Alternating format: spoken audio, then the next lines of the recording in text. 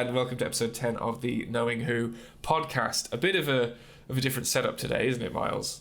Yeah, we've gone kind of review of death, remote recording for this one. I'm looking after a big German Shepherd, a dog. So we're not just in the studio today. Man who not just sheep. a German who rounds up sheep. Yeah. So I'm not able to be in the studio today. So we're recording this remotely. But very much kind of in the spur of the moment. It was earlier this week that we went to London to see the first Doctor Who prom in 11 years. How amazing is that? And wasn't it fun? It was great. It was such a lovely... And we kept bigging it up. And I love how, from episode 1 of this podcast, we were there manifesting like, we're going to go to the proms. We're going to go to the proms. And look, here we are, 10 episodes in, and we've been... It's happened. Been done. And... we're finally at the sort of special episode we've been wanting to do for the whole time. Yeah. Now we have to find something else to big up. We do, yeah.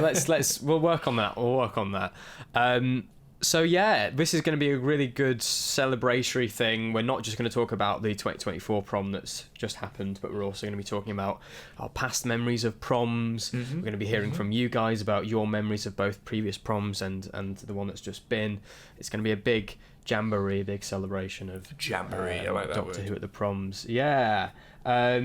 So, I mean, let's start, like I say, with our previous memories. I mean, the first Doctor Who prom, unless you count the celebration thing that was done in like 2006 or something. The one with David Tennant and they played a clip of the Runaway Bride and stuff like that.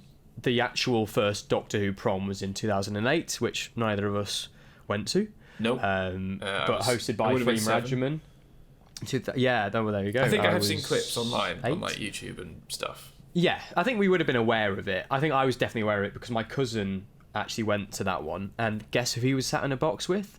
Russell T Davies. Oh my god. So it all ties around, and I believe he got a programme signed. I'll have to ask him.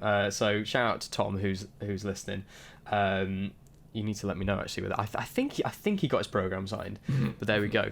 And we may be hearing about other bumping into showrunners, who knows, in various time periods.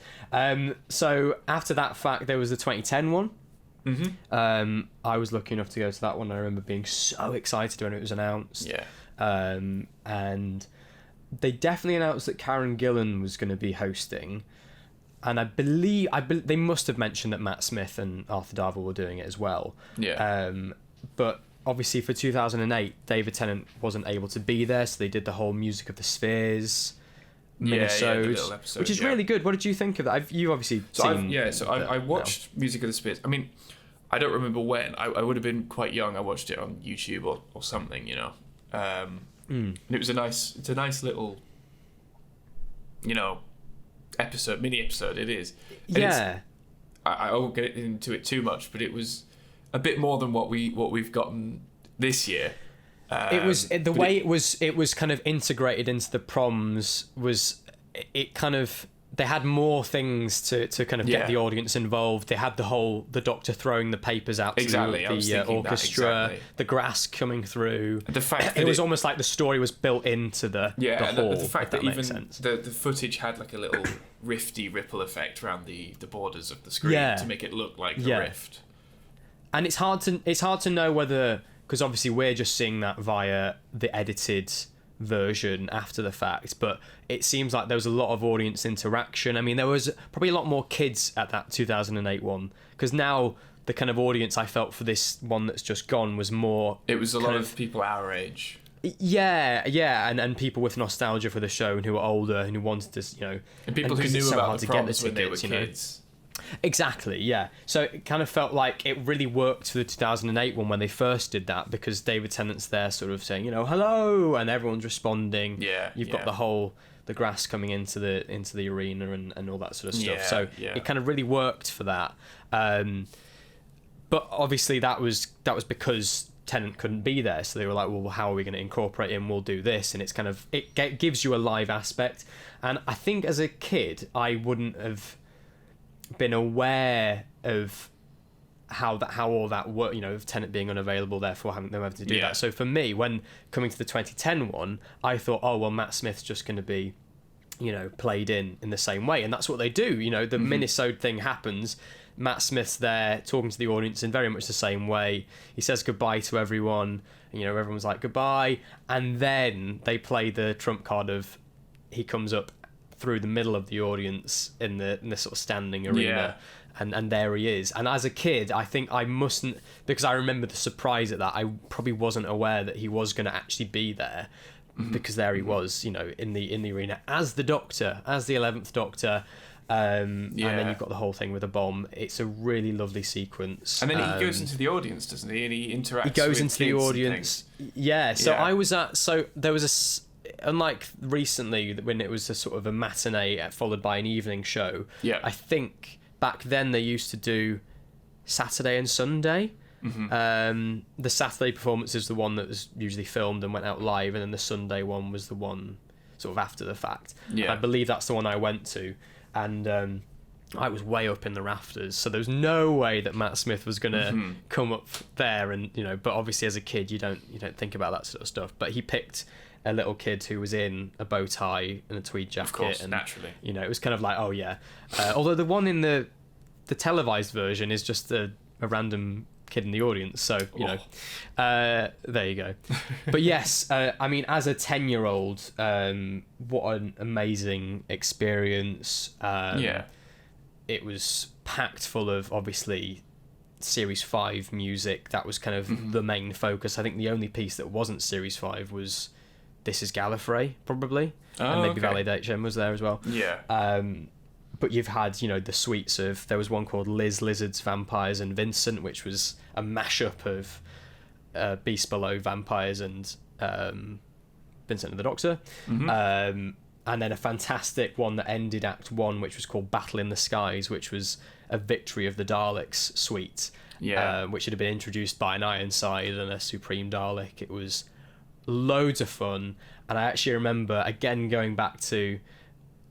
when I mentioned in one of our previous episodes of me filming the Matt Smith title sequence on my little flip phone, I had that exact same flip phone when I went to the 2010 proms, and I remember filming the Supreme Dalek in the centre of the... it was the Ironside in the centre, so I would have filmed the Ironside in the little, centre stage sort of box they had, doing all that sort of stuff.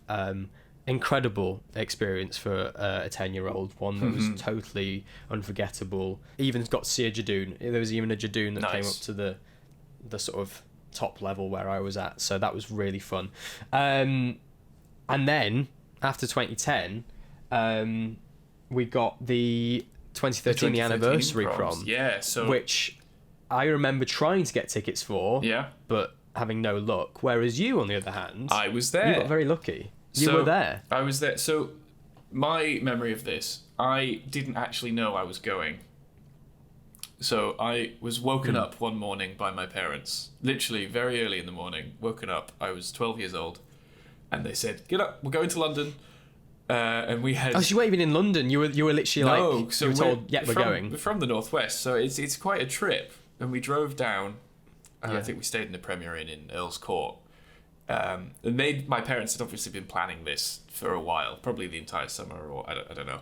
But the only thing is we didn't have tickets. Right. So what back then, I don't know if they still do it. I didn't see it when we went this time round. But back then, the idea was you can either phone in and see if anyone has returned their tickets, and you might get them. So every day in London, my parents did that. I think once in the morning, once in the evening. They'd phone up and say, "Is there any tickets?" Or the day of or the day before, you can queue up outside the Royal Albert Hall from 9 a.m. and you might get those standing tickets, the standing bit in the middle. And I think when we bought ours, they were all for sale.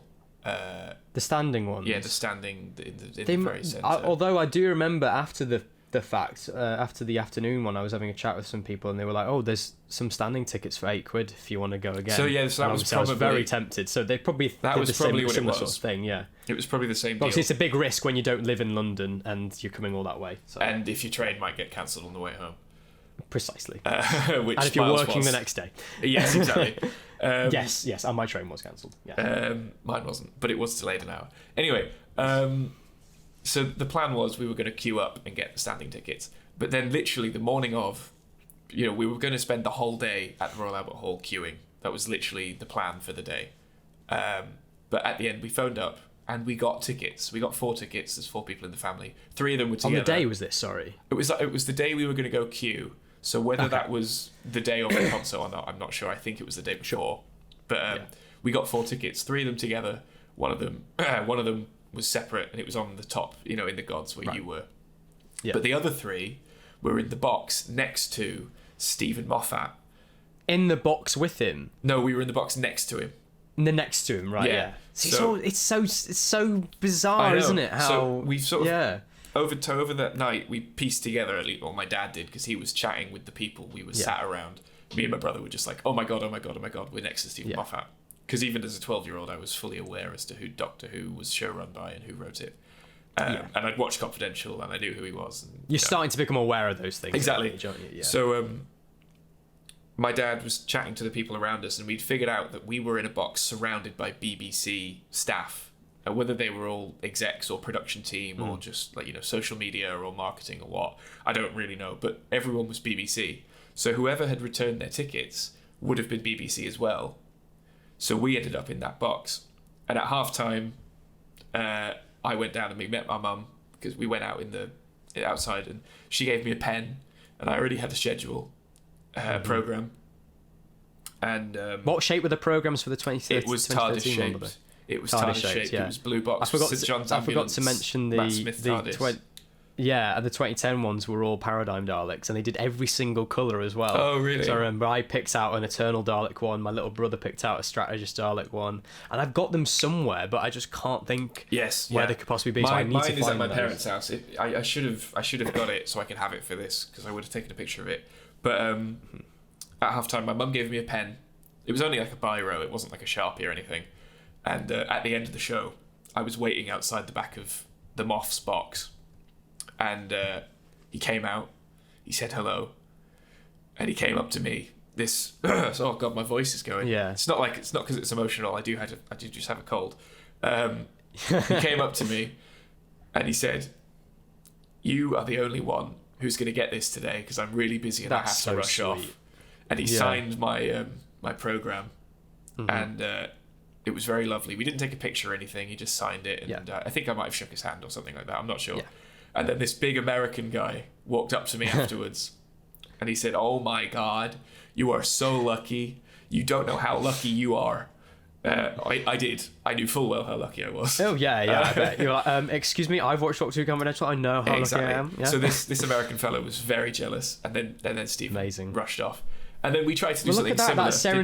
That's so serendipitous that then there was my cousin at the 2008 one, and he was bumped into Russell, and it all comes back around. I mean, as we'll go into later, we had very close quarters to the showrunner. We were extremely close to him this time round.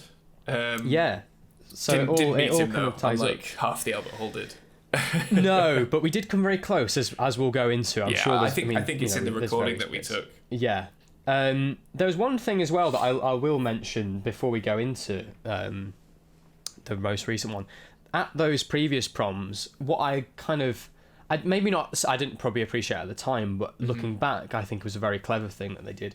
They incorporated, as well as Murray's tracks, they'd also put in some classical pieces. So, for example, in the 2010 one, I think they played Mars, part of the Planet Suite by Holst, and Short Ride in a Fast Machine, stuff like that, which I think was a very clever way of kind of getting kids into classical music. And you're in that space, you're in the Albert Hall. Of course, you're going to want to hear, obviously Murray Gold, but you want to hear the classical pieces as well. So they did a very good thing of sort of peppering those in within They did the same thing in 2013.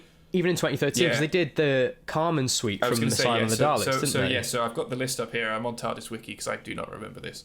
But good. They did play Carmen, da, da, da, da, da, da, which is in Asylum of the Daleks, which had just aired the year before at the time. I was going to say, just aired that summer. It hadn't. It was the year before. And then they did a couple bits of Series 7. They did the Companion Suite, which we got exactly replicated this time round. It was exactly the same piece of music, and then a bit of Bill on the end. Yeah. Cyber Shard, which obviously is from Running Up the Shard, Cycling Up the Shard, and then the Nightmare in Silver episode following. And then we got Toccata from by Back. You know, I can't remember how it goes, but we did get... Is that the one that's dun-dun-dun-dun, dun-dun-dun-dun, like that? I have no idea. I think it might be, because I think as it was the 50th, I think they were calling back to Attack of the Cybermen. I see. So, okay. Yeah. But then that was it, I think. But it's still great that they... I think they played another one. The girl with the flaxen hair. So they did. You're right. They did. I see it now. Claude Debussy, I think. Yes. Is the name? Yeah. Again, stuff like that, because I then, after the fact, would go back and listen to these proms again and again.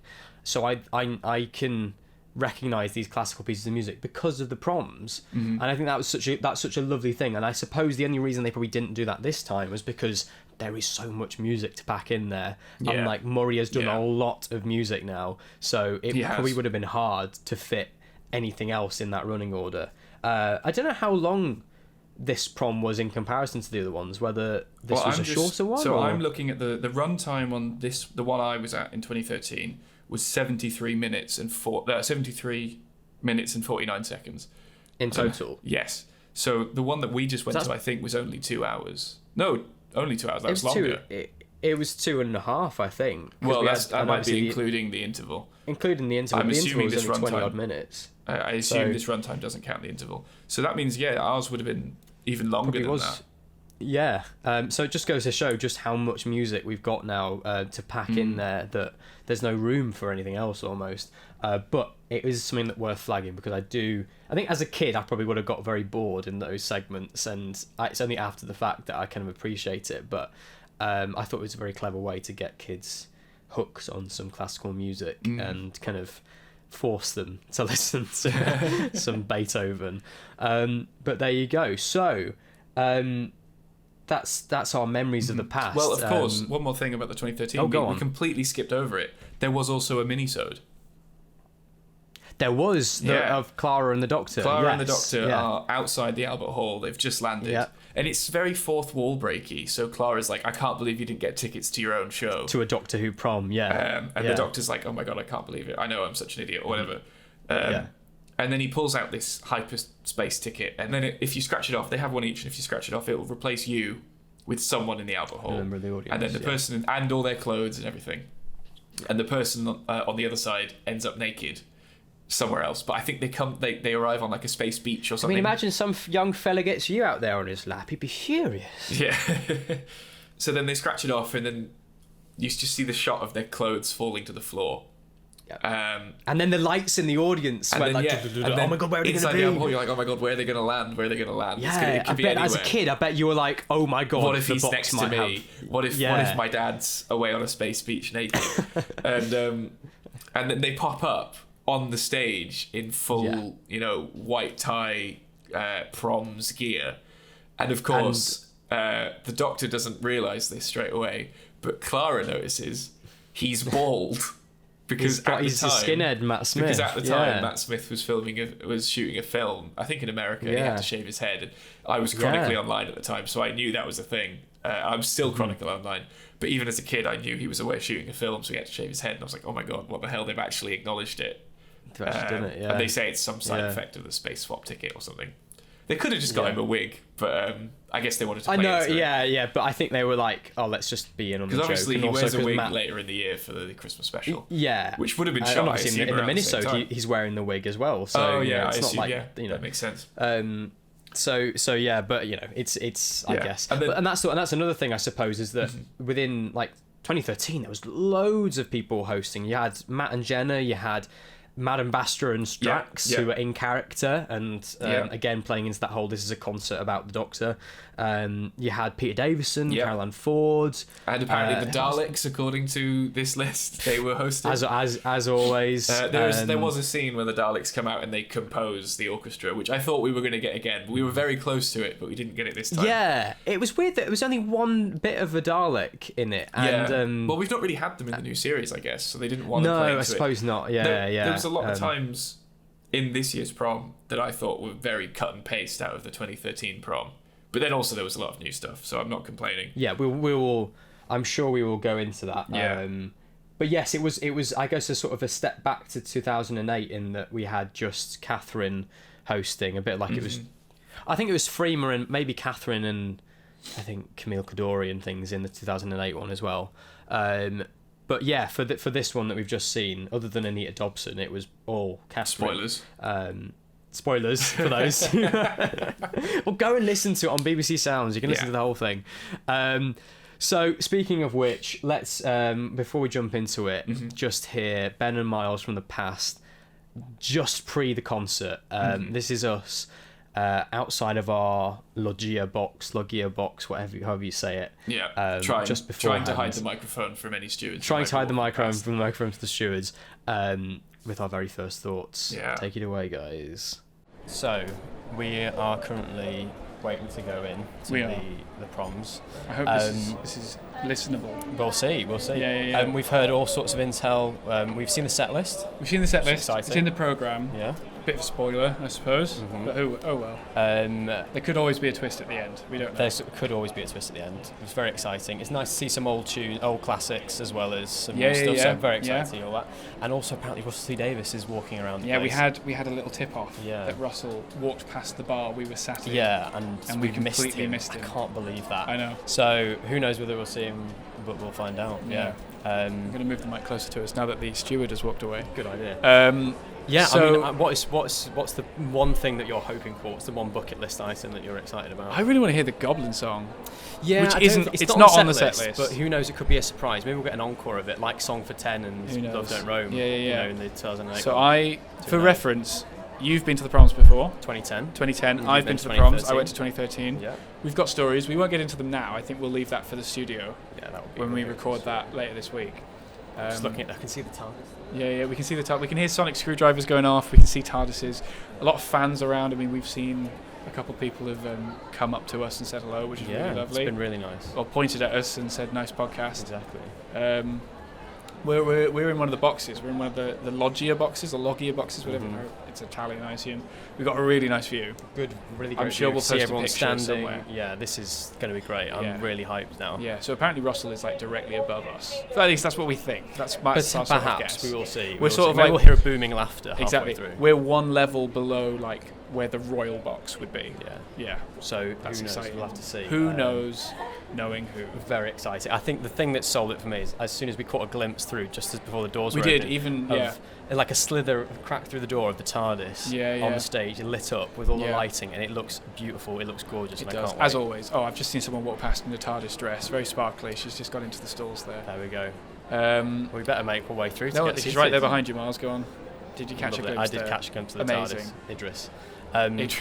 Let's make our way through then. Yes. Let's get sat. Let's get ready. Oh my God, I'm hyped. We've still got like half an hour till kick off. But we've got to get our seats. We need to meditate. We need to get ready for this. It's going to be quite intimate in this little box we have. It is, but I'm very excited to see how it all goes. Hell yeah. So let's find out. Brilliant. All right.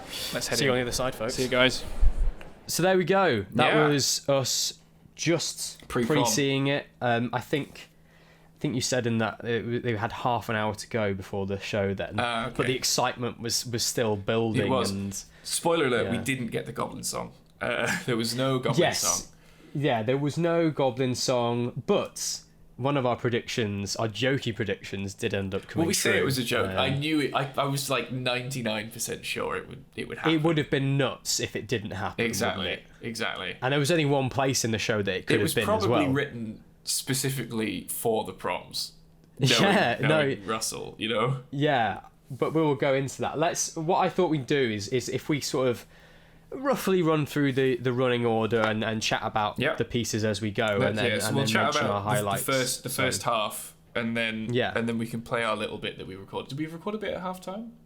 I don't think we did. We just recorded after the whole thing had happened. Ignore me then. So ignore that. But yeah. How did the show open? We were sat down I have in the our running box order in front of me. I with a have great view. my program. So it started. Which I will just say had sold out by the time the evening performance came around. Look at us. You can order them online now. I think they're doing a reprint of. Oh, can you? Okay. But yeah, I think some have been sold for like 50, 60 quid on eBay now. Nuts. Yeah. Absolutely crazy. But yeah, little did we know that those programs were going to be highly sought after by the time we'd I know. left. And I still have mine from 2013. Yeah, and I have mine somewhere from 2012. Who knows? Anyway, so yes, it started. I don't specifically remember if there was an intro or something. I think the orchestra just started playing, didn't they? Do you remember when they were warming up and everyone was like, and they finished warming up and everyone was like, they were just tuning. Bravo, they were literally, bravo. I think, just playing, middle C to get in tune, and then as they were always finishing do. up, as if you've been to a concert before, that's very normal. And, but then the whole audience as they was were there finishing up applauding. tuning, as they stopped playing C, people literally gave them a standing ovation, I think, which was very funny. Can you imagine people being like, I don't remember this one in the series? I know, exactly. There you go. But it started then with the Doctor's theme from 2005, 2006, series 1-2 sort of era, which isn't. Sorry, I was going to say it's not in the running order. It's not. Is it not in the running No. order? Or does it just say 15? It just says 15 because it then turns into the 15th Doctor's theme, which is obviously called 15. It's a nice parallel though, because in 2008, I think the very first Prom opened up with that Doctor's theme. The classic. It's the iconic. It's the one that brought the series back. Yeah. Really. It was quite strange because they had an actual proper opera singer, I believe, a soprano, doing the the voice parts of the song, and she came back a couple of times. She was excellent. She was amazing. But for me, it was really strange because I've heard that so many times. And she had a different voice, and she had a different take on it, and I was just different like, key and all that sort of stuff. It's different. Oh, it's strange. I don't know, but it was brilliant. It was still obviously great performance. But it was just and the way that strange. then transitioned from the 2005 theme into it broke down into a load of drums, and it just sort of started building and building. And kind of trumpets going a bit mad and a bit insane. It was fab, wasn't it? Yeah. And then these saxophones. I think there was a quartet of saxophones, or double. Maybe it was only two of them. Walk straight up to the front, in front of the the conductor, and then you suddenly just get and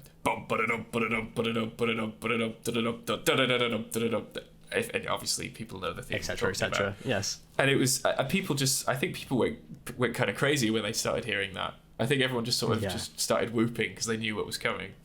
Everyone sat up and they were like, "Okay, here we go." I mean, a great piece to start us off with. And kind of hark back to what had come before and where we're at now. I think that was a very clever way to segue and to open the show as well, because it's a great theme. 15 is such a. I think a lot of people at the time when they first heard it might have taken them a while to warm to it, but now we've seen it in context. It's so good. It's so good. It's so good. I loved it. I was literally just sort of jumping in my seat. It was just it was great. I think that's when the excitement started to properly hit. Brilliant, and seeing just a shout out as well. I don't know who edited all the clips on the screen, but all of those clip segments were so well put together. They flowed so well. It's a very challenging thing because you're having to pick bits of the series where there's no one talking, because if you see someone talking on screen but you're not hearing the dialogue, it does look kind of weird. It looks weird, so they have to pick bits when people are just doing things and all that sort of stuff. They cut them together so well. I think I remember in particular the Capaldi segment. They edited this beautiful sequence of him in the TARDIS, and it was taken from loads of bits of the series, but the way that it was all cut together kind of flowed so nicely, as if it was one long TARDIS scene of him, writing on the chalkboard, then going to the console and stuff like that. So a big shout out to whoever cut those together, because I think that's a kind of unsung hero of the Proms, really. So yeah, 15, what a way to open. Then we would have Catherine come out, introduce herself. Was hilarious. Yeah. She was amazing. And I mean, I don't think... I after the afternoon one, I thought, I mean, she got a few of the auto cue bits wrong and said, "Oh, I'm going to redo that." And I Shaka thought, "Oh, well, Khan. for the evening one, Shaka Khan, for the evening one, maybe she will have sort of Cleaned up got a it in bit. her head, and there'll be less mistakes." But you listen back to the BBC Sounds one, and Are they both on BBC Sounds? No, Because no, she it's was the evening one. She is was the, referencing is an the hour that one, went and out. maybe she just didn't know. But she was saying, people listening on Radio 2, people listening on BBC Sounds are going to be so confused. But I didn't realise. I thought it was just the evening one, but it must have been. So I think they would have shot footage. Yeah, they can cut them both together. and then they'll cut them together. But the one bits. that's out that you can listen to is the evening show. Yeah. So we were the very first people to hear all the dialogue and all those little snippets and things like that. So which we'll go into. It was great. So she introduced us to everything, pointed out Russell in the audience, which was probably a big mistake. I think a lot of people already knew where he was. So I think so. I think people had got wind before the show had started, and I took a picture, and it's on the Knowing Who Twitter. There's a couple. We spotted a couple people in the crowd. Russell was sat there in a booth. He was literally, I think, 2 boxes down from us on our floor, maybe 2 or 3. Because we initially thought he was going to be on the upper level, because that's where we were sat at the bar, right? Yeah, so we were sat at the bar. I think we mentioned this in the recording that you've just heard we from us. did, yeah. But Sonny King, our wonderful composer for the podcast, sent Miles a message. Literally, we had just got to the bathroom. It was lovely to meet, by the way. I met Sonny Did you meet him? after the fact. Yes, I must have forgotten to mention to you, but yes, I did meet up with Sonny. Sorry, Sonny. Well, next time. Next prom. I'll see you there. Yes. But Sonny so sent us a lovely to meet message. you. We But yes, he literally gave us a were tip in the off. bathroom. We had left my girlfriend Katie behind in the bar, and we'd both gone to the bathroom.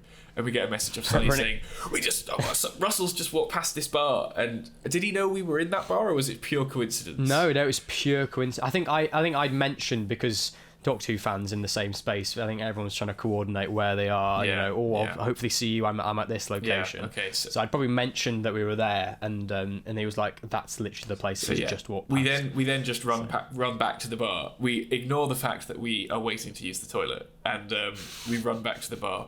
We couldn't see him, and we gave up. Went back to the toilet. Then we got to our seats. And I think we just sort of looked around and we spotted him just to our right, a couple boxes I think we down. saw Murray first, because Murray was sat So we saw with Murray the and peasantry.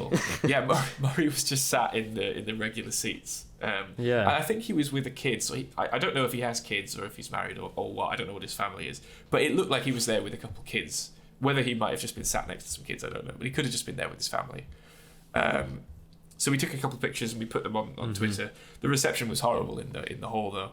That was nice. And then other people started noticing, and the people sat in front of Russell were chatting to him and getting signatures and pictures. And Phil Collinson was there next to Russell, and I think a couple of people said Susan Twist was there as well. We weren't exactly sure because we only saw the back of that person's head, so it might not have been I think Susan it happened Twist. to be a woman with very similar. Yeah, I'm not sure. Yeah. I said as well. I think that might be Susan Twist, and Miles was very dismissive of that. But yeah, there was. It could be. She was scattered across time by Sutek, so you never know. The TARDIS was there, know. so maybe she was 73 yards from the TARDIS. Exactly. And anyway, there were people there. We took pictures of them. We didn't take pictures with them. And Catherine then pointed out where Russell was. Russell stood up and he took a bow, and I think he might have got a standing ovation then. Yeah, I think he possibly. did actually. Yeah. And then she also said that Murray and Sagan were in the audience somewhere. Although I don't think Sagan was at the afternoon show. He was definitely at the evening one, because I saw a video. Because he would have been invited on stage, wouldn't he, if he was there? I've seen a video of him on the stage, and that must have been the evening one, because he wasn't on the stage in the afternoon one. But he was probably as part of the script. Sagan's here too. Where were we? So then the next song. Should we move on to the next piece of music? Yes. The next piece of anniversary extravaganza. Yes. It was called The Doctor, Donna, and the Toy Maker. So as you can tell, it was music from the Star Beast and the Giggle.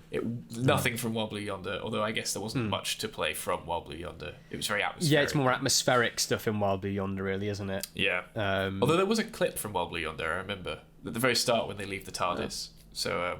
Oh right, sure, yeah. On the screen, I mean, not in the music. Yeah. I don't really know. It was good. I mean, had a great time. Brilliant. That's one of my highlights, I think, because I love the score for the anniversary. There's so many little bits that you can pick out, particularly the bit they open with, which is the moment when he sees the new TARDIS console room, and the music that was swells, great, and you can see, you know, gorgeous. David's excitement, which we saw in that episode, and I think everyone in the hall was just sort of smiling and laughing laughing in a good way, laughing with him. Just the amusement on David's face and how he played that was just great. And it was a great little throwback to last year. It really, it was a lovely throwback, and it made me remember just how much I love those specials. And it's seeing the clips on the screen, and obviously then that segues into the Toymakers theme, which is gloriously unhinged, and you've got the whole to hear the choir do stuff like that live. It's fab, wasn't it? It was so cool. The London Symphony Choir, I think they were. Yes, I think so. Yeah, just to name a choir. Why not? And then also within that, we also heard leitmotifs from like the Shepherd's Boy and unit theme and stuff like that, which is great to hear again. The live. bit when he's in the helicopter in the show and then arriving at unit, and you hear a bit of unit rocks in there, and it was good. It was sort of highlight reel, really great, like in the episode. I mean, if you've watched the episodes, you know what pieces of music play. And that was followed by, I believe, our first kind of new bit of music from season 1. Yes, so it was a song called Into the Vortex. That's what they've called it. It would have been, I remember seeing it on the screen, it would have been the bit when Shooty and Millie, when Millie first enters the TARDIS, because I have a very vivid memory of this beginning of that song. It's the start of Space Babies. I think it was it was music from Space Babies, and was it 73 Yards? Rogue, Space Babies and Rogue. So that was really good. That was a really lovely. It was a nice, interesting mix to have a kind of a spacey one sort of slapped together with a not pure historical, but you know what I mean, they're kind of a pseudo historical, and to see our very first monster of the night. We saw the Bogeyman. Yes, he was sort of tucked away. He wasn't even lit. I think a lot of people missed him, to be completely honest. He was a bit hidden until you pointed him out to me. And he was mimicking the actions on screen. Yeah, it was really it was really strange because he wasn't lit, and they were playing the bit of the Bogeyman being sucked out into space, and he was he had his arms out clinging in front onto of the him, bar, pretending to hold onto it. I don't even think he was holding onto a real bar, and then he was just sort of shaking his body like he was falling into space, but he was very obviously stood up. I was watching some of the choir people looking to their left and thinking, "Oh my god, is he okay? What's going on?" And then it was interesting how they didn't put a spot on him. Yeah, when he's saved, he then comes back to normal. I think people did stand there later on and they got spots, so maybe there was just a technical problem, or maybe people didn't realise he was there. Maybe in the evening show this was fine and this didn't happen, and everyone saw him. He was fine. But there was definitely someone who stood up there. Something looked wrong. But also, obviously, we had a bit from Rogue, so we saw the Cholder. There was 2 Cholder on stage. Yeah. One of whom was obviously the one that Indira Varma played in the episode. Yeah. But definitely, it wasn't her. It couldn't have been. Just, they would have mentioned it if it was her. From afar, the makeup and even the photo I've seen. The prosthetics were made to fit them specifically, and I assume they were just reused. I assume they didn't make new ones, so they would have just got on someone very similar. But yeah, I saw a picture and I couldn't tell whether it was her or not, but I'm sure if it was, they would have mentioned. It would have been written somewhere. It would have been in the credits, or they would have come on stage at the end or something. It was probably just one of the many dancers that they had hired. They did a very good job, didn't they? Yeah, it looked great. Very much like her, and I loved how they played the first bit of music from Rogue. They played was the kind of waltz music, and they were there dancing. Like you've got 2 shoulders dancing on stage. They were sort of in character. Well, I guess that's what they do. They are in character. They were cosplaying. And they were in character. Were they on? Yeah, they were on the stage, and they just sort of came out and they just danced, and then it got a bit more spookier and scarier, and they got a bit more menacing, and they were pointing at people in the audience, going like, "Oh, I'll cosplay them. That's exactly. They look good to cosplay." Yeah, that was insane. I think the moment when they were there dancing on stage together, these bird people, as this classical sort of score is being played in the Albert Hall, that's the moment you go, yep, we're at the Doctor Who Proms. This is nuts. This is crazy. So really lovely, a great one to kind of open. I'm amazed actually how much I like the music from Space Babies. I think there was some really nice pieces in here. Particularly the moment when the Bogeyman's being sucked out into space. It's a really emotional emotive bit of music. I think that one really tugged at my heartstrings. I mean, I remember watching Space Babies first time round, and even though it's not my favourite story, I remember watching it and thinking, yeah, this is Doctor Who. This feels like Doctor Who, and the music is very much a part of that. So yeah, after Into the Vortex, we didn't go straight into the next piece. We got our little minisode. This is when we got our little thing. It's not, so that's not written in here, but I guess that was to keep the surprise. But yes, the minisode. Well, was it a minisode? It was. Let's face it, it was extremely awkward. I think that the way it was staged, perhaps it relied too much on audience reaction. Perhaps. Just because there was a lot of moments, particularly from Shooty's little clip, and there wasn't too much from him. Shooty was there for about 10 seconds, and it kind of does feel like we were with the Doctor. It felt like we were with Shooty on a behind-the-scenes social media post. Well, I swear that clip had vibe. been. Yeah, it was the kind of a clip you'd get of like, oh, sorry, I can't be there at San Diego Comic Con. I think here's he was, a little he was hello possibly from the even TARDIS. in the same clothes that they did. Like it looked like they'd shot 15 things that day, and one of them just happened to be hello Royal Albert Hall, and then it just cut away from him.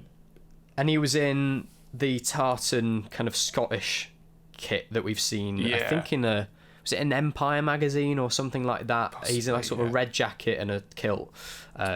So it's an outfit we haven't seen on screen yet, which is interesting. But it certainly wasn't shot like Music of the Spheres, or the bit with the 11th Doctor and Clara outside. I don't think that has a name, so I can't name that.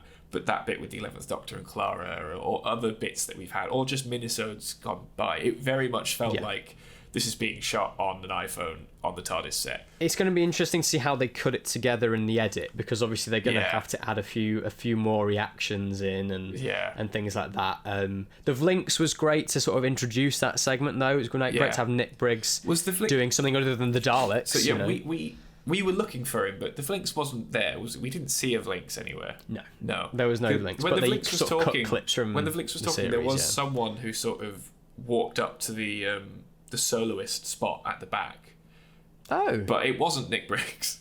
Oh, right. Okay, but I couldn't tell if they were talking or not, because they were just far away enough that I couldn't tell. But there was someone there. I wonder whether Nick was there or not. I don't know whether he would have done his stuff live. Well, we could see the the sound desk from where we were sat. Yeah. And I was looking to see, maybe he's just there with a mic that's been plugged into the sound desk. I'm assuming he'd be backstage. Yeah, I would as well. But of course, at that sound desk was Paul Casey, wasn't he? Yes. Yeah, you pointed out to me. You said, that's Paul Casey. He's helping a Jejune I saw him guiding Plo Condon out of the audience. Pol Condon? Pol Condon? What is it? Pol Condon. Not Plo. Plo? It's just Jejune. Just any sort of Plo, Do, Show, Plo. This Jejune absolutely bodied a bloke as he was on the way, and Paul Casey went, I'm just going to grab you and help you to get out without injuring anyone else.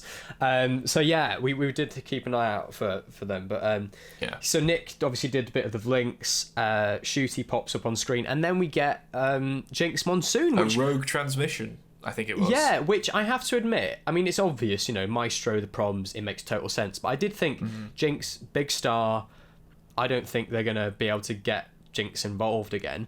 But there they were, I think it speaks to the relationship that Russell has with Jinx. I mean, it was also very possible that they shot that when they shot the episode, I can't remember what it's called, the Beatles episode, Devil's Court. Yeah. Very possible. They might have thought very far ahead. Even if they didn't know the problem was happening, they thought, well, just in case it is, And then, and I think Jinx's stuff did work slightly better than the Shooty thing. It worked a bit better. It was more, but it was more still, just like them being themselves. Yeah, and it felt a lot less scripted almost, but it was still sort of shot not like a mini episode. It was one camera, a solid camera. It was shot. It was shot like some social media post. Like coming next week, it's Jinx Monsoon and their Maestro and. Doing some funny faces at the camera. That's sort of what it felt like. But then, of course, it ended with the best part, I think, or possibly the best part of the Proms, when they played the worst song ever written in history, I've Got a Dog. Yeah. Which I think we joked at the time, imagine they played that at the Proms. And I don't think we did, to be honest. We might not have said it on the podcast, but I remember thinking that. Oh, it was very funny. I don't think anyone could have predicted that one would be one of the ones played over like the Goblin song. But that one isn't in the schedule. That's not in the program. No, it is not. No. So I've completely forgot that was played until just now. But it was very funny. I think they did it really well. Mm-hmm. I did really enjoy that. Yes, it was a good way of incorporating that, and then obviously, and something that I did think worked a bit more was when the Links is like, oh, you got to start clapping. You know, the clapping signals the performance is over, so it'll be a good way to banish Maestro. And people did clap, you know. Yeah. Although it did kind of work. I was thinking at the time, because I was already sort of unimpressed with Shooty. It wasn't his fault, obviously. It was probably just the way everything was scheduled and timing and whatever. But he's a very important man. He's got a lot of things to do. But you know, it should have been the Doctor saying, "Everybody clap to banish it." It wasn't, because it was actually just the Links saying, "The Doctor says you should clap." Well, if he said that, why can't we see that? You know, it's Doctor Who. I want to see the Doctor, and that. I don't know. It was quite disappointing, Shooty's involvement, but I'm sure it wasn't his fault, obviously. Following that, because we did get a little bit more from him, kind of doing basically Tennant's speech from Music of the Spheres. You know, when he's like, "Music's all around." You know. Yeah, he did. When you're on your own, just have a think about music. You can hear it everywhere. Yeah. So it's basically another version of that. So. It was nice to have something like that. Yeah, I'm glad we got something rather than nothing. You know? Yeah, absolutely. And then that segued into what another highlight from me. Bit.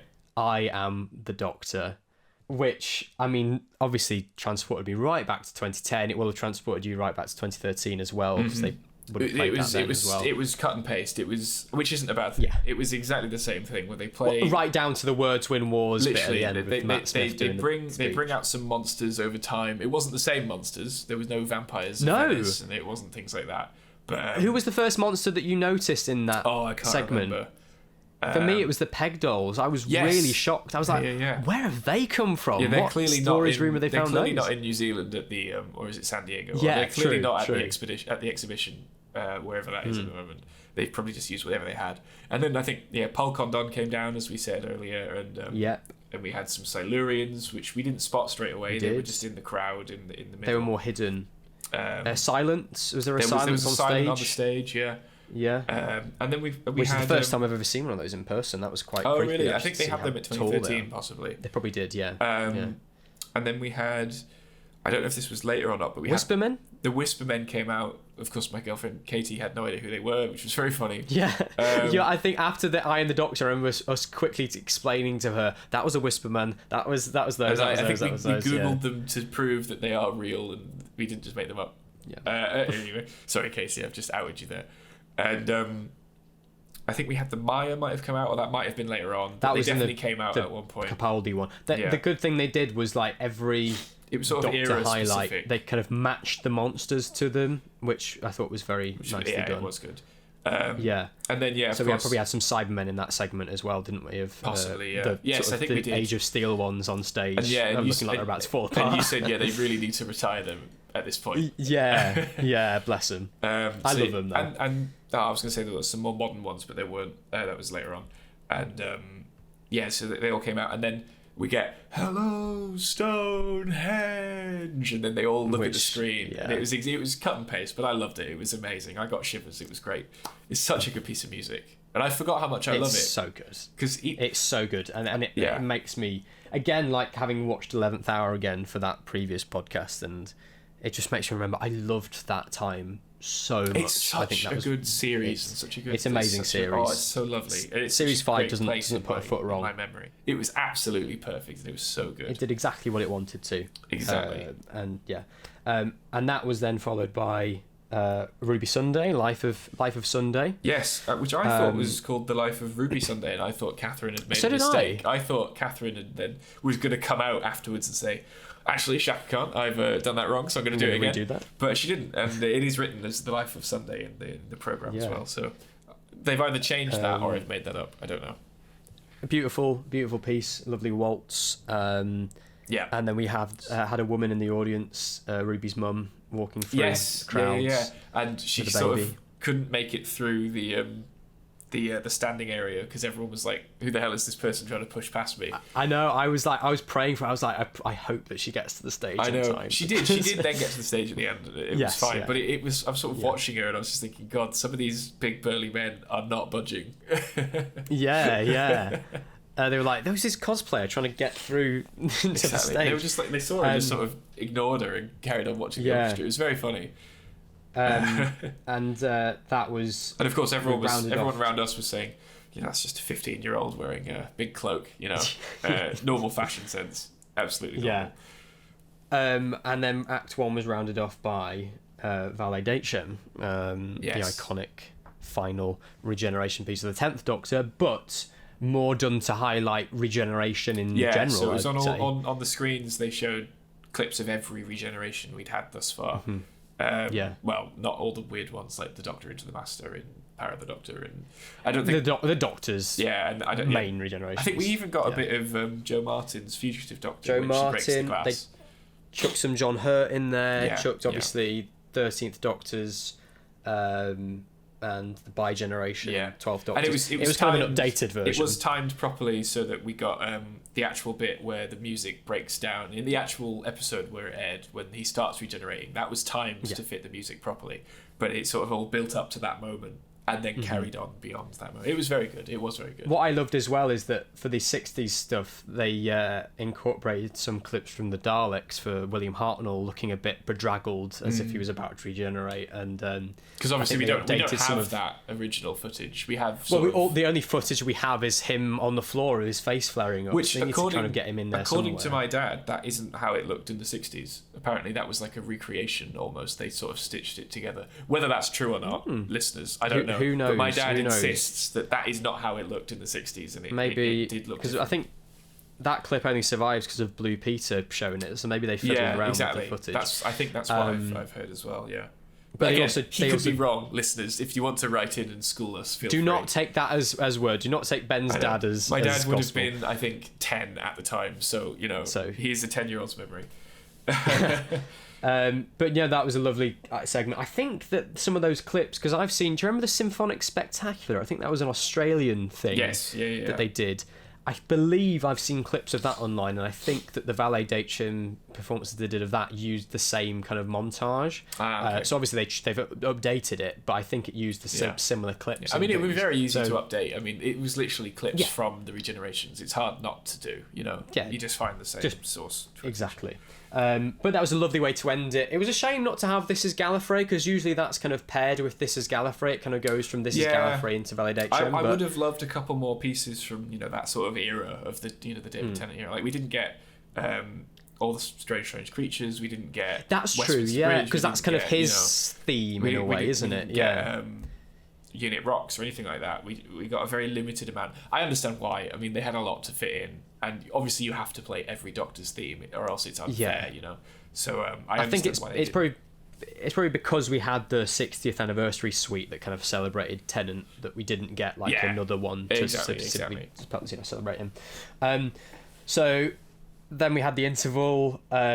At which point there was a lot of people. Well, there was a Dalek to get that came Russell's out. autograph. You missed. Oh, there's the Dalek. It was sorry. Yes, I forgot about the Dalek. So the Dalek says, I can't remember exactly what he says, but he says you will be exterminated unless you don't come Return. back. No, you'll be exterminated if you don't come back in 15 minutes for the second half, which was very funny. Yeah. And that could have been live, Nick Briggs. I'm not sure because the lights didn't match. It could have been like the Dalek lights. I mean, they never match when it's live, but the lights didn't match at all with what Nick was saying. So that was possibly live. I don't know. Yeah, and a lot of the time as well, I think I remember watching Confidential of one of the proms. I think Nick said they never tell him what to say. They just say, "And this is where you're doing your bit," and he's like, "Okay, and what do you want me to say?" And they're like, "You just be a Dalek for a bit." So he just sort of scribbles it down, and so I don't know whether that was the case for this one or not. But possibly, it could well have been Nick being like, and he might have said something else in the later evening show. I don't know. Who knows? Who knows if there was a variation on it? Yeah. But yes, you're right. Then a big queue formed. Yeah, we did try and pop our heads around the corner. So yeah, we went into the corridor around the back of the booth, and we did sort of move closer to Russell's booth. I was convinced he wouldn't come out, and I was right. He did not come out. because he was too preoccupied with everyone around the front who'd queued up. Precisely. But we were sort of shooed away by this one. I think I do mention it in our second clip, but this poor usher who had to just shoo everyone away and said, no, stop. This is not happening. This can't happen. Everyone go back to your seats. Please leave. Everyone get in a queue. I don't think they predicted that, it was... I felt really bad for them. Obviously, we did try and get in on the action, but I felt really bad for them. And it's completely understandable why they didn't want that happening.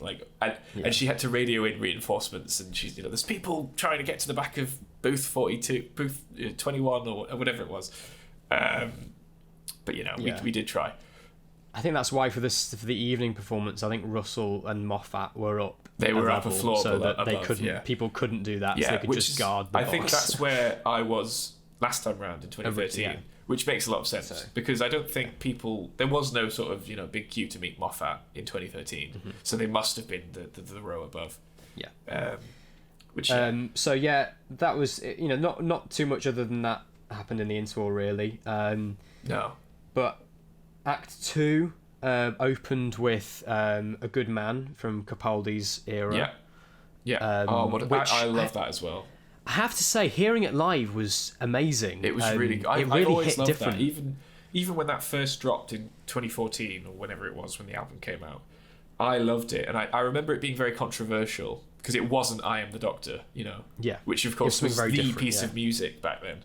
But I loved it and I still love it. I mean, the intro is sort of long and mysterious and spooky almost, but ethereal. But then when it gets to the actual main theme, it is great. I do love it. And just to mention as well, something so clever, the lighting throughout the show was fantastic. Yes, but for the Capaldi one, they did a great thing around the top layer of the Royal Albert Hall. Yeah, they made the sort of lights spin round just like the Time Rotor does in the series. Yeah, in the Series 7 to Series 10 TARDIS set. It felt like you were in that bowl of a TARDIS. Yeah, it was really good. Series and you pointed that out to me. It was possible that they'd been doing it earlier in the show and we just hadn't noticed, but they definitely were doing it in that song. And you pointed it out to me. And it was really cool.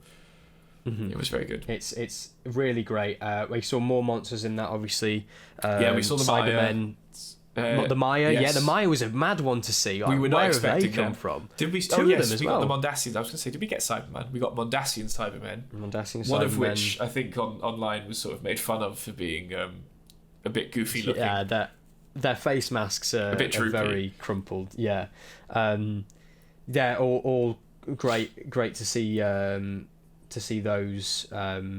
Monsters that we've not seen in a good while. The Mummy from the Foretold Express as well, kind of making it. That's it. The Foretold, kind of making a big thing. I know. That was actually more of a highlight than I was expecting because I like A Good Man, but I think hearing it live was another level really. Yeah, and I was going to say the Foretold was played by the actor who played him in the actual episode as well. I can't name him. I'm afraid bonus. I cannot name him. I don't remember. Jamie someone maybe? I do not know. But apparently he put it on his Instagram, and then someone on Twitter linked to it. But it turns out his Instagram is private, so I couldn't actually verify that. But what a shame. Something else that was lovely about that as well is that and I mentioned this to you just as it had finished playing. We've got the whole Pandorica speech from Matt Smith that they always play at the end of I Am the Doctor. So for Capaldi, they picked that speech from Flatline of I am the Doctor and I save people. Whatever.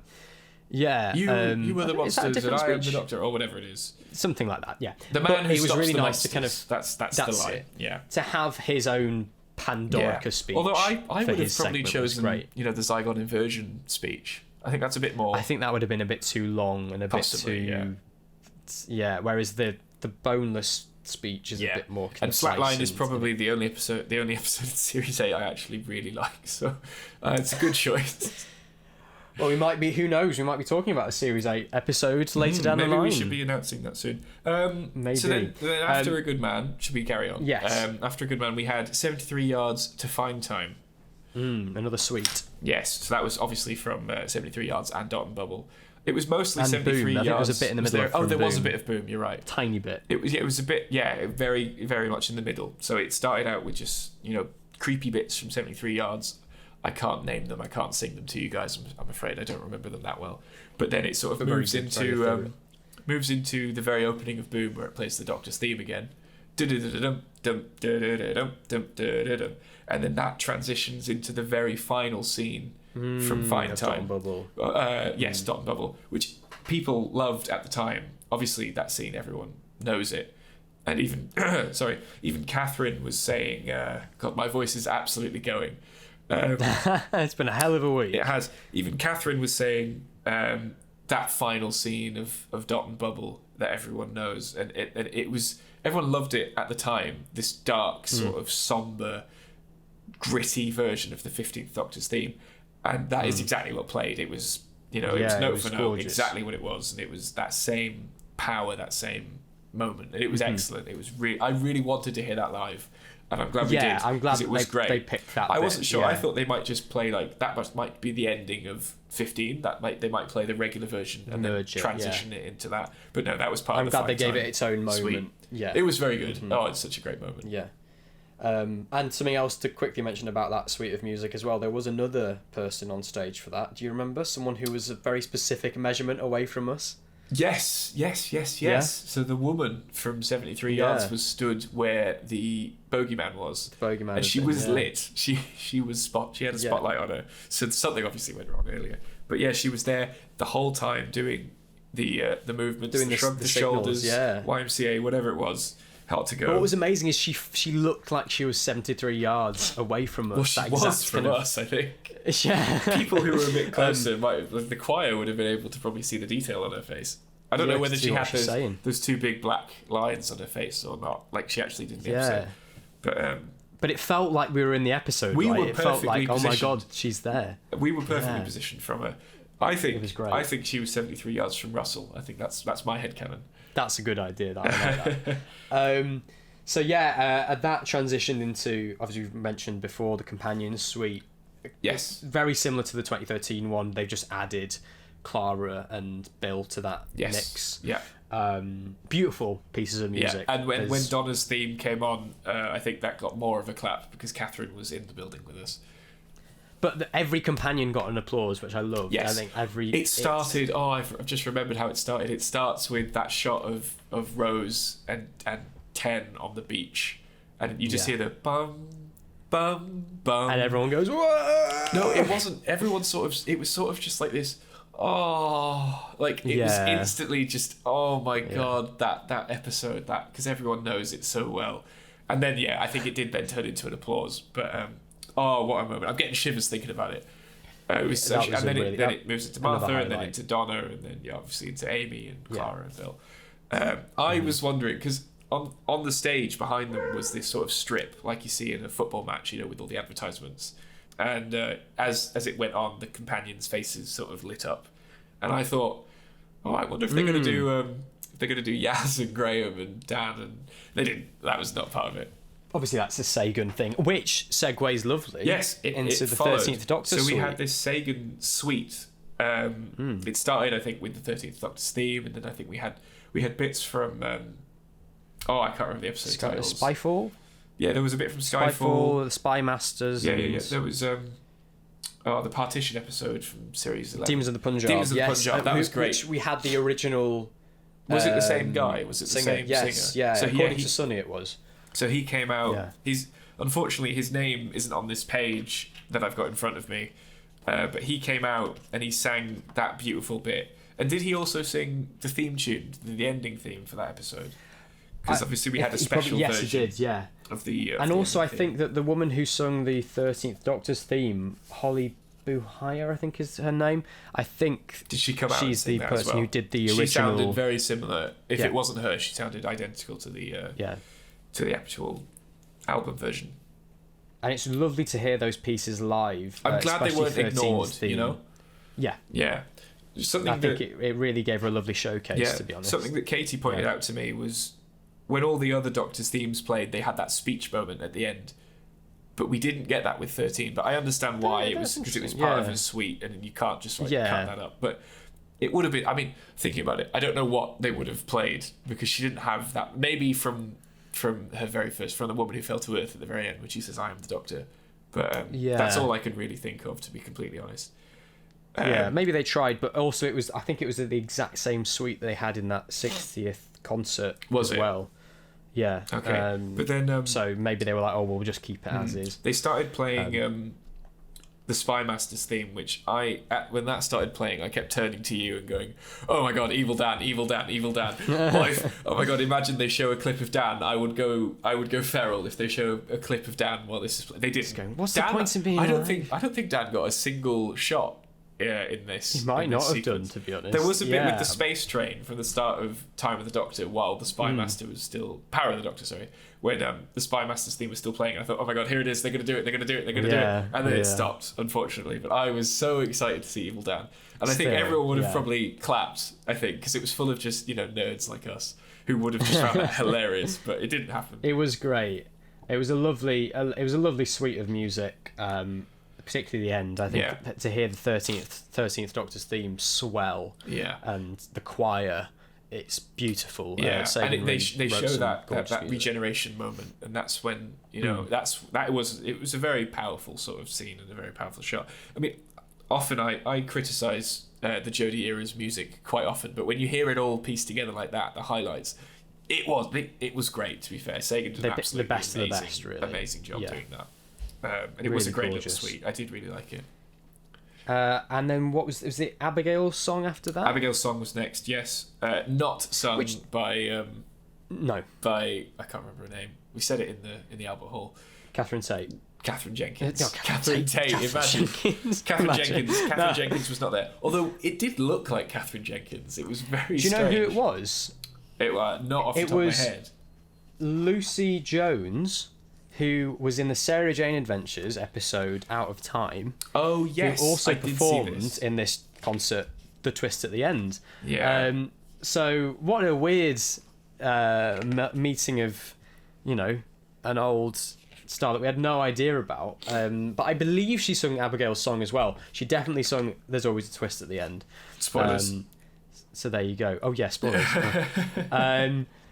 So if your first experience of the Proms is listening to us waffle on about it, then you're doing it wrong. Mm-hmm.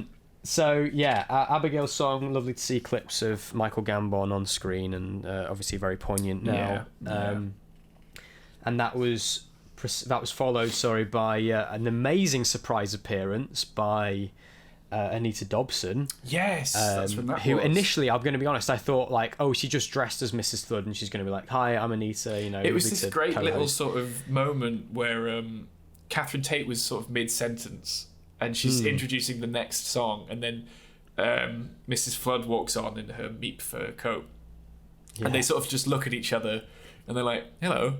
Hi, and it did feel Catherine like Catherine had no idea what was going on, but obviously it wasn't. I'm sure it was rehearsed, but it was this very funny moment, and then Catherine sort of is scared off stage by Mrs. Flood, and then Mrs. Flood just sort of smiles creepily at everyone, and it was this great moment. Does a little speech, and there was, and it was really someone in the crowd as well. went, "How are you, Mrs. Flood?" Yeah, they did at the afternoon one, didn't they? She ad-libbed this sort of moment, like, "I'm very good. How are you?" And then everyone sort of cheered, and it was very. And then she introduced herself as Mrs. Flood, so that was obviously she went back to the script. Yeah, but she was very relaxed. It was this great moment, and then she has a joke really about great. Queen, which I had to explain to Katie because of course she's married to Brian May. I was going to say James May, to Brian May. They look very similar. Same name. It was very funny. It was very good. And then I thought she was sort of almost implying that they were about to play this bit from the upcoming Christmas special or something, or show a clip. They didn't. Nothing happened. But it was still a great little moment nonetheless. It was tantalising as well, knowing that we were obviously in the afternoon one, so we were seeing this before it had gone out live, and we were hearing from this new dialogue from Mrs. Flood, mentioning these things like, "Oh, people say that I'm an alien from another planet or whatever," and sort of hinting at who she was, and I was like, are we about to get like a real big nugget of world exclusive, Yeah, that was very exciting, actually. We didn't know. It's still a lovely moment. It was great, really and a great way to introduce that final suite of music from The Legend of Ruby Sunday, which again I'd say is another one of my highlights. The use of the organ by I've forgotten her name. Anna Lapwood. Yes, that's it. Yeah. playing the organ, which I'd never seen played in the Albert Hall before. Yeah. I hadn't noticed that. I could see her playing it, and people were pointing at her, and I could see it, but I couldn't hear it. For some reason, I guess my ears weren't tuning into it. I was just listening to the entire orchestra.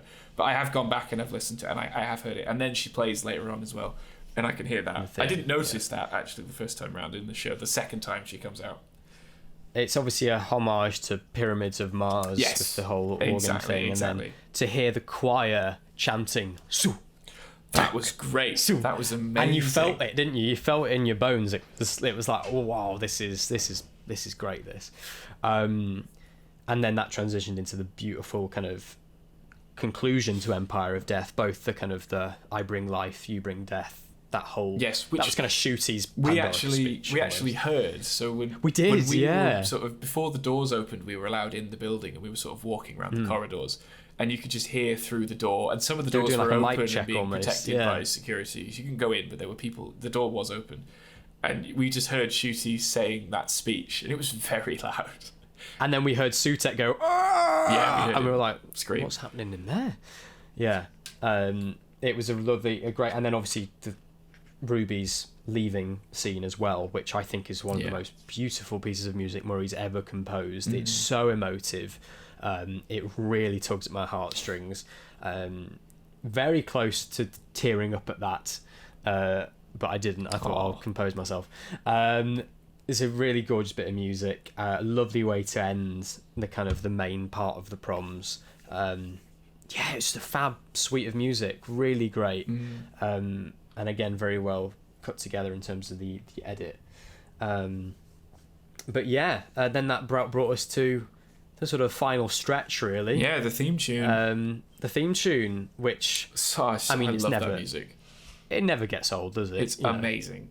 And it's never long enough as well. I know. It plays for however long it does. I've listened to it a couple times. Listened to it last night. It's extended, right? It was an extended version. The middle eight plays twice, so it is actually longer than it should be. But it was still only like 1 minute and 40 seconds. Like, it's still so short. And they were obviously like, and every monster now. Chuck every monster costume out there. Shoulders, Maya. Yeah, and they were up the top as well. They made it to the rafters. Yes, it wasn't just limited to the bottom. Just like in 2010 when I saw a Jadoon trooper come out next to me when I was all the way up at the top. So that was a lovely little memory of then.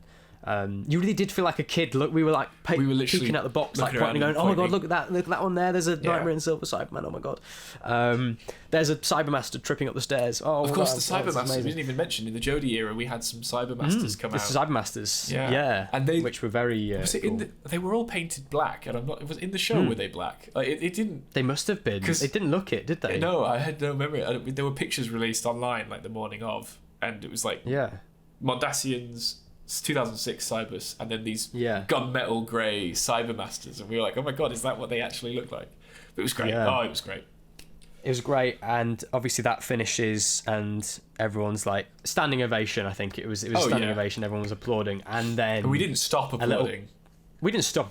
But a little clip came on screen from the Devil's Chord, didn't it? Yes, we saw the end of the Devil's Chord just before the twist at the end. And Shooty introduces, there's always a twist at the end, and I think that's when we turned to each other and we're like, oh my god, they're actually doing it. They're doing it. Right. And you could hear everyone applause because they knew what was going to happen. They were like, oh yes. We were sort of, as the theme tune had ended and as the standing ovation started, we both just went, twist at the end, twist at the end, twist at the end, and then it happened. And then the clip came on. Yeah. We were lucky as well because for the afternoon show it segued in perfectly. The theme ended, there was loads of applause, and then up went the clip. In the evening show, if you listen back to it, the applause stops, there's a real long silence, then Catherine has to come on stage and fill for a bit. Really? Because there's a technical issue with the clip. So she just says a bit of waffle, walks back off, and then they eventually get it working again. Oh, wow. Well, they'll definitely use our version then, probably. They probably will, Because there were cameras. I definitely saw cameras sort of on big arms. They were shooting all of it. Yeah. Recorded. That was one little thing I did think. I think I might have mentioned it to you. It was a shame that for the host segments in between, it would have been nice if they'd put footage of Catherine on the screen so we could actually see her. Yeah, I thought because the same. It felt like you're kind of when you're further back, it's harder to see that. Like any gig, you know, you want to see close-ups of the performance. Obviously, that doesn't work when you've got clips like montages on the screen, but it felt like, we could have done maybe with a little bit, like for Mrs. Flood, it would have been nice to have a close-up that we could have looked at. Yeah, there was a bit, very, very small bit. A couple times the camera did go on the screen, and it was Alistair King, the conductor, but that was it. You know, it was very and I think they showed us at the usage. end. They showed the audience at the end doing their standing ovation. Yeah, as the theme I mean, possibly finished, in the evening show they did have that on the screens, and we just don't realise. But certainly at the one we went to, it didn't happen.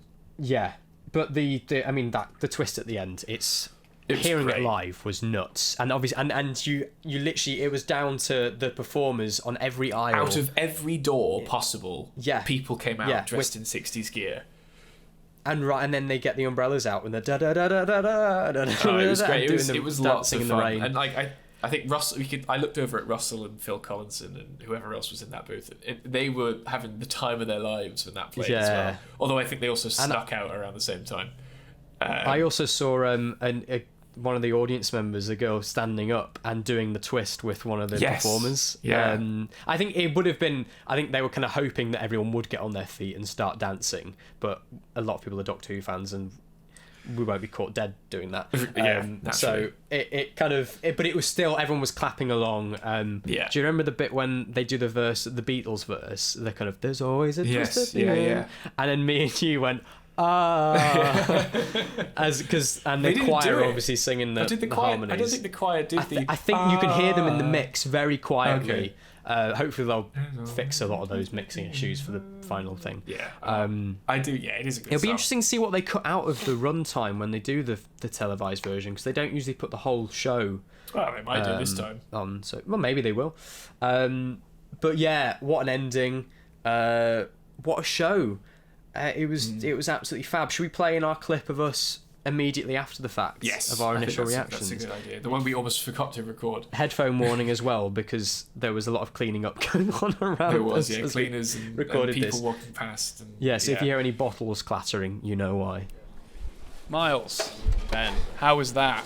That was great, wasn't it? Wasn't it good fun? Good. Yeah, no, it was a great end, wasn't it? It was so good. Yeah. And we were sat literally down the hall from the big man himself, Russell T. We were, yeah. And there was a massive crush almost at half time. In the interval, In the interval, everyone sort of rushed to go to the back of his little his booth. But how fab! I mean, like the monsters, the little surprises in there. I think everyone held their breath when they saw Anita Dobson walk on stage. That was insane. That was nuts. I don't think anyone predicted that would happen. So random. There was a moment where I think a lot of us thought we were going to get some sort of hint for Christmas.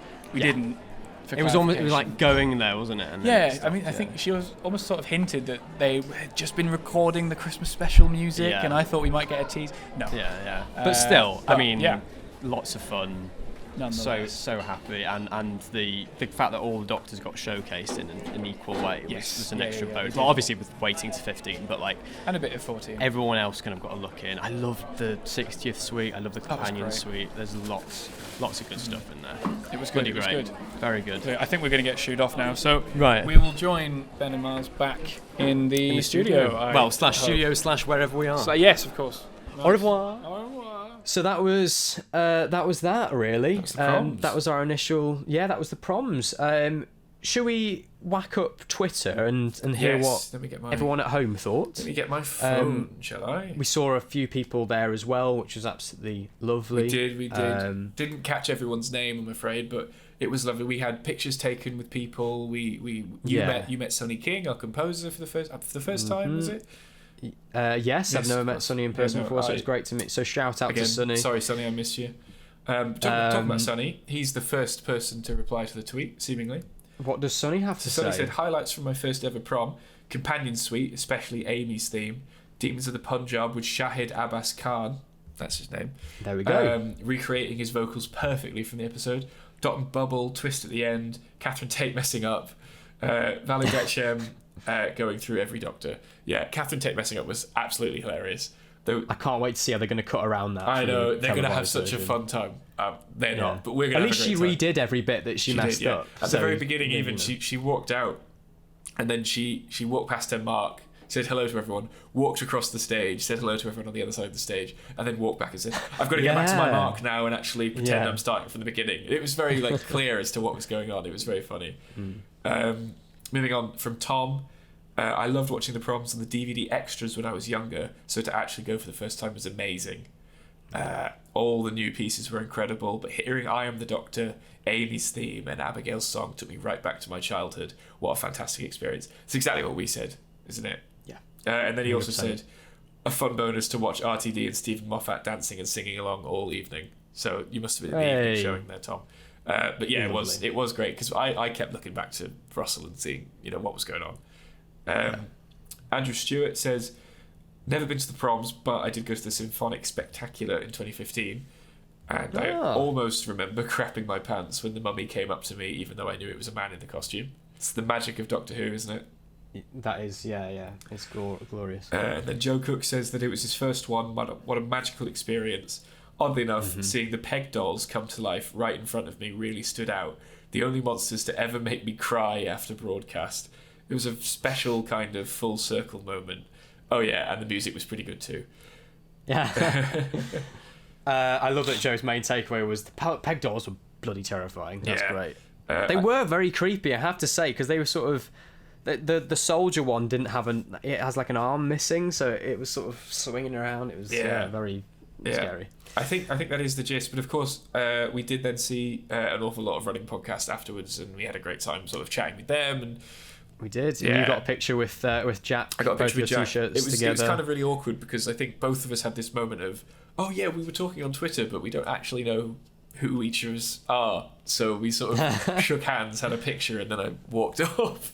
So I apologise if you're listening. Jack is absolutely lovely to meet, and everyone, like we say, it was so lovely to everyone who came up and said hello to us, who said they loved the podcast, and because a couple of people just sort of pointed at us from across the hall and just said, podcast, nice podcast, and stuff like that. It was really sort of wholesome. It's nice to know that people actually listen to this rambling nonsense, Yeah, it brings it home really when you've got people in person saying, I've actually had a listen to it. It's really fab. So thank you one and all. It was a lovely event, one that I definitely won't forget in a hurry.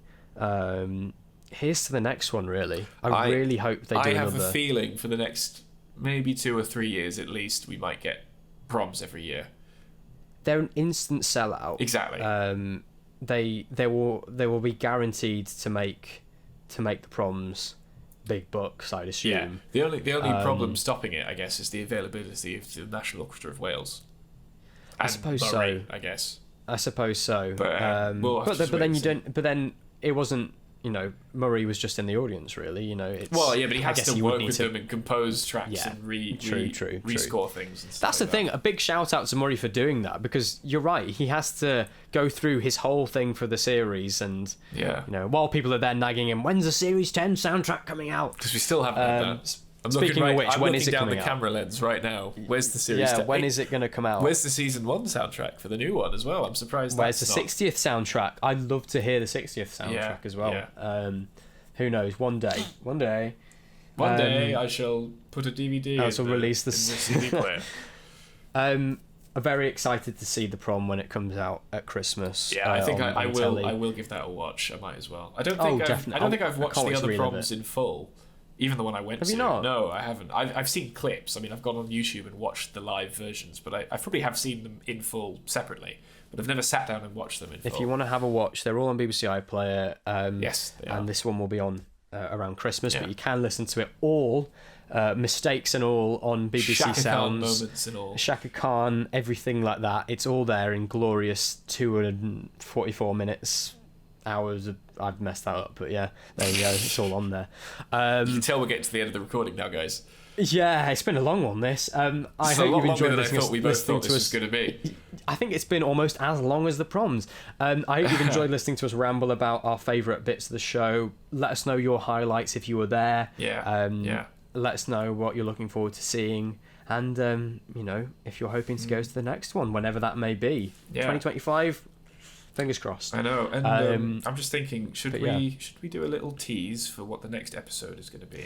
Well, Yes, I would say so, although I don't know what is... Oh, yes, I do actually know what's next. I'm just going to bring up our Knowing Who schedule, unless you know it already. Yes, next episodes, we will be going back to 2005 and looking at our very first Ninth Doctor episode, The Long Game. Unless we're reality wrong, TV and all that sort of stuff, yes, unless we're wrong, and in which case you're going to get a different episode next week. But I'm pretty sure you're right. I'm pretty confident. Yeah, you have already made a thumbnail for it, so yeah. So either way, it's happening. So yes, do tune in for that. We do have a plan for the rest of the year, but we'll keep that sort of shrouded in mystery for now. I think. I'm sure we'll do a teaser at some point. Exactly. Of what's to come. So stay tuned. But until then, thank you very much for listening, everyone. Yes, thank you very much. Yeah, and I hope you enjoyed the proms if you went. And I'm going to go to 2025. I'm going to go on vocal rest now. Yeah, I think we've damaged your vocals enough. Can you hear now, it? Is it coming out? Can you hear? It definitely sounds like you've degraded over the course. Love it. I love that. I have to go to work. So just as long as you don't host the next proms, you'll be fine. I have to go to work, and I'm going to be in work till midnight now tonight. That's going to be fun. Yeah, lovely. Well, enjoy work. Thank you everyone for listening, and we will see you next time. Yes. Goodbye. Knowing Who. You've been listening to Knowing Who, another Doctor Who podcast, with me, Miles Taylor. And me, Ben Davidson. Thank you to Sonny King for producing our theme tune. And thank you to you for listening. You can find us on Spotify and Apple Podcasts, plus YouTube on the Tailored Vision YouTube channel. You can also follow us on all social media channels at Knowing Who Pod. Catch you next time for more Knowing Who.